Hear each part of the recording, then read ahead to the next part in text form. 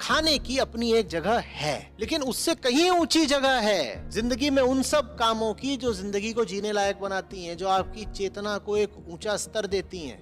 और कैसा न्याय है कि आपको इतना भी समय नहीं दिया जा रहा है कि आप किताबों के साथ दिन के घंटे 2 घंटे गुजार लें, कि आप अखबार पढ़ लें, कि कोई आप ज्ञानवर्धक वीडियो देख लें, कि आप कोई पार्ट टाइम अंशकालिक ही सही छोटी मोटी नौकरी कर लें। आपको समय नहीं दिया जा रहा है। ये कौन सी सेवा करवाई जा रही है आपसे कि एक बोल रहा है आज मेरे डोसा बनना चाहिए, तो दूसरा बोल रहा है मुझे पूड़ी चाहिए, और फिर आपको पूड़ी भी बनानी है और डोसा भी बनाना है। और जब आप उनसे कुछ कहती हैं तो कहते हैं नहीं तुम तो सेवा करो। ये जो भी लोग हैं जिन्हें खाने पीने का इतना शौक है, ये खुद अपना खाना